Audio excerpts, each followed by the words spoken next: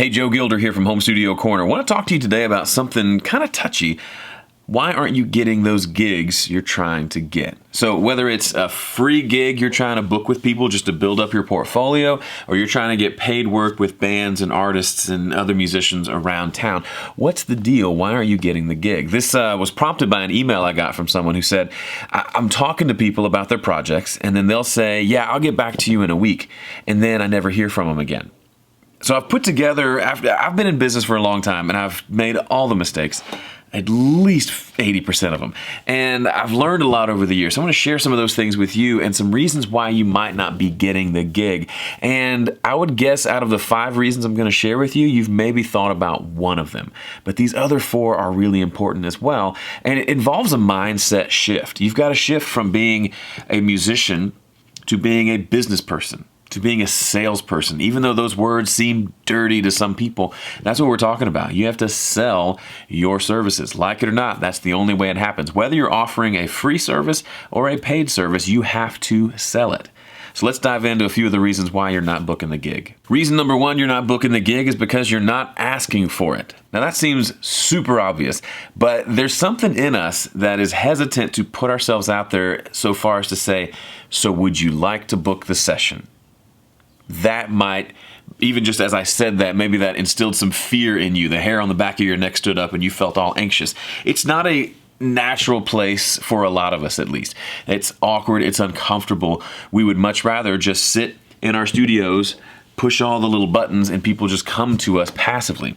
Sadly, that's just not gonna happen. Case in point, I've been running this YouTube channel for a decade now, a decade of making videos, and I've learned a lot of lessons along the way, and I am certainly still learning every day. One thing I started doing earlier this year on the advice of my buddy Graham Cochran was to add a specific call to action at the end of every video. So if you've been following me for a while, you may have noticed this year, at the end of every video, I promote some sort of free thing to you, and I specifically ask you to go to a certain website, enter your email address to receive the free thing. So it might be the 5-step mix guide, the recording cheat sheet. I've developed several at this point.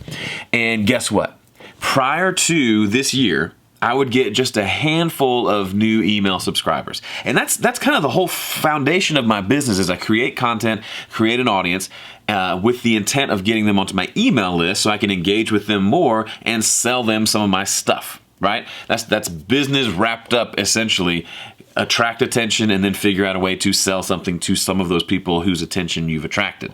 Now, if email is that important to my business and for it to work the way it needs to work, I just assumed that if I just create good content, they will make their way over to my email list. They will, jump through hoops just to find out a way to get onto my email list, and it's just not true. I went from getting a few dozen subscribers to several hundred subscribers per month just by making that one change. Nothing else changed. I still made the same number of videos. They were still in the same ballpark quality-wise.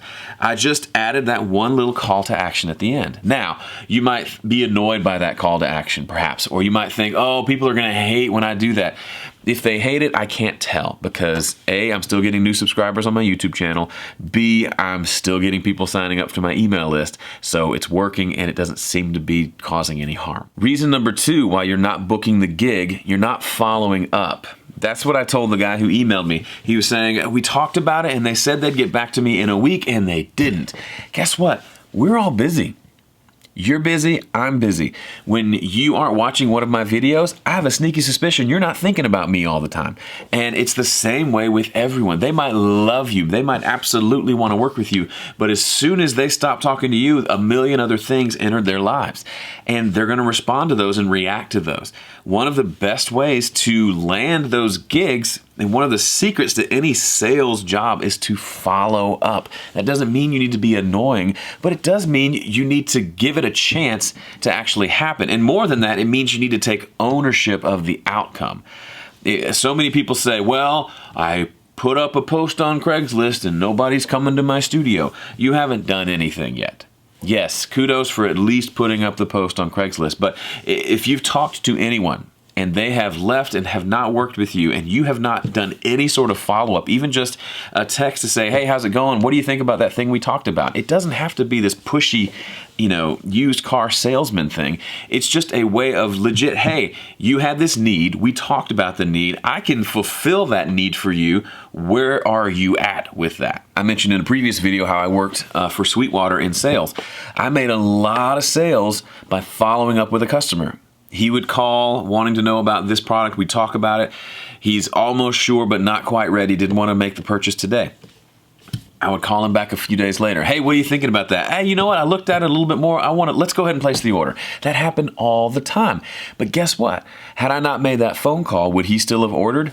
I don't know. There's no way to know. But I do know that it would have been less likely. And there might have been a chance he would have just hopped on to guitarcenter.com and placed the order, or driven down the street to Guitar Center and bought it there and taken it home instead of ordering it from me where I have to ship it to him. But because I followed up, developed a relationship, helped that person, and then followed up with them, they made the order. Reason number 3 why you're not booking the gig: you're not dreaming with them. If you're just talking about their project and you're just having them tell you what they want, but you're not inserting yourself into the vision, I don't mean in a creepy way where you're trying to change everything they're doing. They're a reggae band and you're saying, ooh, what if you did a bluegrass album? But actually investing your emotional energy into the project, that can go a long way. If I meet with you to talk about, let's say, I want to start making t-shirts for Home Studio Corner. By the way, you can get some at homestudiocorner.com/swag, but it's through TeePublic and they're fairly expensive, but if you really want one, they're there. I make $1. But anyway, if I wanted to really get in the apparel thing, right? Sell hoodies and hats and all this stuff, and I didn't know where to start. I literally don't know where to start. And I got in touch with you because you're involved in that world. And I explained briefly what I want to do. If you said, well, yeah, that's something we can do. Do you want to place an order now? And I said, well, no, I don't know exactly where I'm at with it all yet. And you said, okay, well, let me know. Guess who's not going to be calling you to let you know? This guy. But if you said, oh, that's really cool, tell me about your business. And so I talk for a minute or two about what Home Studio Corner is. And then you say, man, that's really cool. Do you think you have a lot of fans that would like to have t-shirts? And I say, yeah, well, I made some through TeePublic, and more people bought them than I thought they would. And I've met people who have the shirt, and it's just really cool.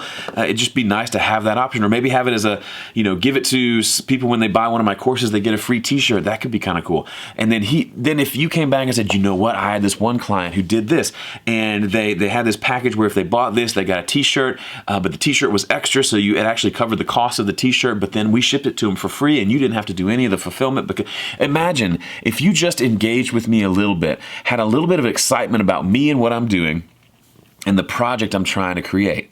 And better yet, you gave me some ideas that I could use whether I hired you or not. Guess what? That doesn't guarantee I'm going to work with you, but it's way better than the first scenario where you said, okay, let me know if you need anything. Here's my card, right? You've invested yourself in me. Did it take a little more of your time and emotional energy? Yeah. But was it worth it? Absolutely. I talk about that all the time. I mean, this YouTube channel, I'm really not trying to just pat myself on the back, but if we're currently somewhere in the 80,000 subscriber range, which is that's a big chunk of people. I'd love to play a show to 80,000 people. I would say probably 99% of those people are probably never going to buy anything from me, are never going to pay me for one of my courses, are never going to buy that t-shirt I'm never going to make. They're not going to pay for anything, but they are getting a lot of value from me. And guess what? I get value from them too, both in just the fulfillment of doing what I do, the fact that having that big audience means a small percentage are going to do business with me. That makes it all worth it. And I love what I do. And it's worth it for me to help someone, even if that's not going to directly put money into my pocket. So if you can take that approach, so many people I talk to are getting into freelance work and things like that. They've got this guarded mindset of, oh, I don't want to help them too much without getting money first. Are you kidding me? You don't want to help them. The words "you don't want to help them" just came out of your mouth. You're in the complete wrong mindset. Oh, won't they take advantage of me? No. People aren't out there to rip you off, for the most part. I have yet to have a single person not pay me for work that I've done for them. right? I've not had someone try to rip me off, try to steal from me, and I know that kind of stuff happens, but it doesn't happen nearly as much as we think, and you can't control it even if it does happen. So why not be helpful and have a servant attitude towards the people you interact with, even if they're never going to pay you? Reason number 4 why you're not booking the gig: your pipeline's too small. Now, this is getting into like salesy talk, but there's this concept in the sales world of a pipeline. How many people have you spoken to that you're working with or working on to try to get them to the point of making a purchase? The more people in your pipeline, the more sales you're going to make, because you've got a nice backlog of people that you're working, right? If you only talk to one person a month, and you've been at it for 3 months and they've all said no, you could come to me and say, Joe, everyone I talk to says no. And that would be technically true, but you've only talked to 3 people. If you've talked to 300 people and they've all said no, okay, let's talk about that. Something else is going on here. But the fact that you're getting no's is pretty normal, very normal. I don't want to put a number on it, but if you talk to 10 people, you might get one bite that might turn into a gig, right? That's the kind of game we're playing, kind of a numbers game. And yes, there will be times where people just come to you, but if you're in the mode of trying to pursue work, you're going to have to pursue it and be okay with people saying no. How many times have you said no to someone trying to sell you something? It's just, if it's not a good fit, it's not a good fit. Accept it and move on. But if you're just talking to a handful of people, the numbers just aren't there to really say anything that's remotely statistically relevant, right? You could say, I'm not closing any of these potential prospects. Well, yeah, but you've only talked to 3. Stop putting so much pressure on the individual person you're talking to and talk to more people. There's less pressure around and you'll probably book more gigs. And finally, reason number 5 why you're not booking the gig: you might not be ready. Now, this is subjective, but if you've never really completed a project, or you've only done a handful of projects, or you've really only done one song, you might not be ready to be out there taking on work with someone else. Now, that may not be the case. Maybe you are amazing and incredible and you make it work, but there's also the chance that you talked, you got excited, they got excited, and they went and listened to some of your stuff, and it just didn't sound that great to them. Or they wanted to listen to your stuff, but you didn't have anything to show them because you haven't really done the work yet. It's that, it's that catch-22 of, I want to get work, but I don't, if I want to go to a job and all the jobs require experience. I don't have experience. How can I get experience if no one hires me? I get it. That's difficult. You got to be proactive. That's kind of the theme of this entire video, is proactively go make music. Work for free, make your own music, work with friends that you've worked with before. Do anything and everything you can to build up a portfolio, and maybe even put getting paid on hold for a while until you've worked on several projects that you can say, I'm proud of this, listen to the work that I've done. Then you've got something to work from.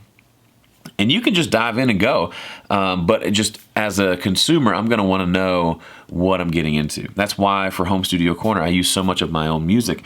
It serves a lot of purposes. One, I just get to create music, which is great. But 2, it demonstrates my ability both as a musician and also as a producer and engineer. So you're seeing me at work in all those different areas, which creates a level of trust and confidence in the fact that if you hired me to work on your project in any capacity, you feel pretty good about that decision. If they're not hiring you, it may not be right, they might not be ready, or they just might not quite be there at trusting that you're going to do a good job for them. And that's fair. You've got to get to a point where you can look in the mirror and say, I'm not there yet, but I can get there and I know how. But as of today, I'm just not quite there yet. Well, you made it this far. Congratulations. You're a nerd like me. This video actually reminded me a lot of a course that I created a couple years ago called Home Studio Business, where we talked through a lot of this business stuff. And we really dove deep. So if you enjoy what we talked about here, a lot of the topics we talked about here, briefly we dive into in that Home Studio Business course. It's really fun.